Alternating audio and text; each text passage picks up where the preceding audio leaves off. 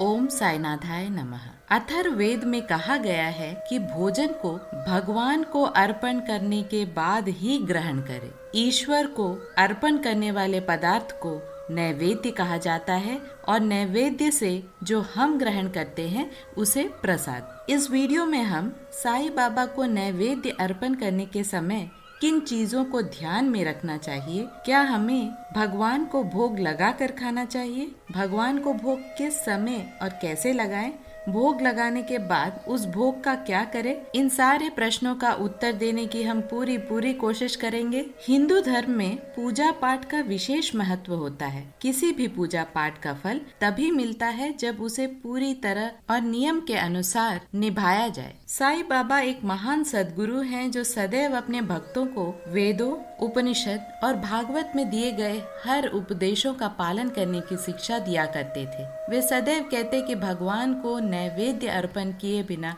हमें भोजन ग्रहण नहीं करना चाहिए और इसका वर्णन हमें सच्चरित्र में भी मिलता है। जिस तरह सुदामा जी श्री कृष्ण भगवान के परम मित्र थे, उन्होंने बिना कृष्ण जी को खिलाए खुद भोजन ग्रहण कर दरिद्रता को आमंत्रण दे दिया था, उसी तरह हमें अगर घर में खुशहाली और भगवान का आशीर्वाद प्राप्त करना है तो पहले भगवान को भोग अर्पण करके खुद खाना चाहिए। धर्मशास्त्र भी यही शिक्षा देते हैं कि सदैव भगवान को नैवेद्य अर्पण करने के बाद ही हमें भोजन ग्रहण करना चाहिए। साईं बाबा के पूजा और व्रतों में बहुत कड़े नियम नहीं रहते, लेकिन हम साईं भक्तों के लिए बाबा भगवान के समान हैं और भगवान आराध्य हैं और उन्हें पूरी श्रद्धा और नियम के साथ पूजा पाठ करना चाहिए। नैवेद्य अर्पण करते समय कुछ बहुत जरूरी चीजें जो हमें ध्यान में रखनी चाहिए। ज्योतिष शास्त्र के अनुसार नैवेद्य भगवान को अर्पण करते ही वह नैवेद्य निर्मल और पवित्र हो जाता है, इसीलिए नैवेद्य को 5 से 10 मिनट तक भगवान के सामने रखकर तुरंत उसे निकाल दे और उसे वितरित करे और खुद भी ग्रहण करे। साईं बाबा इतने सरल सद्गुरु हैं कि उन्हें प्यार से भक्त कुछ भी चढ़ाए वे ग्रहण कर लेते हैं। बस ध्यान रखे कि भोजन सात्विक हो, जो स्वच्छता से बनाया गया हो और उसमें ज्यादा मिर्च, मसाले, तेल ना हो। नमक के बजाय आप सेंधा नमक यूज कर सकते हैं। बाबा को कोई भी मिठाई, हलवा, फल, खिचड़ी, मिश्री इत्यादि का भोग आप चढ़ा सकते हैं। अगर आपको साईं बाबा के प्रिय भोग कौन कौन से हैं उसकी पूरी जानकारी चाहिए तो उस पर मैंने एक वीडियो बनाई है। ऊपर आई बटन में और डिस्क्रिप्शन में आपको वह लिंक मिल जाएगी, आप उसे एक बार चेक कर सकते हैं। नैवेद्य सदैव स्नान करके पूजा पाठ करके अर्पण करें। नैवेद्य के ऊपर सदैव तुलसी का एक छोटा सा पत्ता जरूर रखें।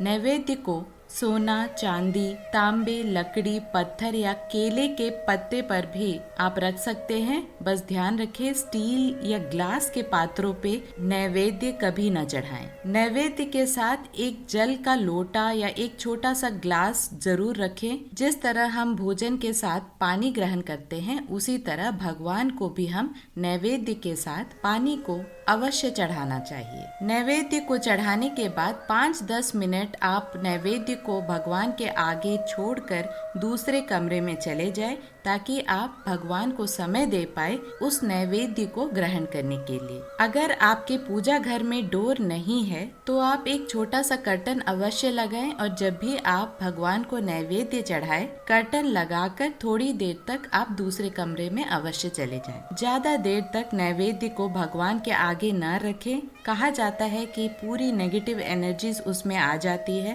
तो इसीलिए पहले ही आप नैवेद्य को भगवान के आगे से निकाल लें और नैवेद्य को जब भी आप वहां से निकालें एक छोटी सी घंटी जरूर बजा दे ताकि भगवान को हम बताएं कि हम नैवेद्य यहाँ से निकाल रहे हैं। साईं बाबा सदैव शास्त्रों में लिखे उपदेशों को मानते थे और इसका वर्णन भी हमें श्री साई सच्चरित्र अध्याय 9 में प्राप्त होता है। उनका यह भी मानना था कि अगर हर प्राणी पशु पक्षियों में ईश्वर को देखे और उन्हें खाना खिलाकर खुद ग्रहण करे तो उन्हें भी साईं बाबा का आशीर्वाद अवश्य प्राप्त होता है। यही सीख उन्होंने श्रीमती तरखड़ को भी दी थी, जिन्होंने एक कुत्ते को रोटी का टुकड़ा देने के बाद भोजन ग्रहण किया था। यह देख बाबा बहुत प्रसन्न हुए और हम सबको यह आवश्यक सीख भी दी कि कि आप चाहे भगवान को पहले नैवेद्य अर्पण करें या पशु पक्षियों को जिसमें ईश्वर का वास होता है,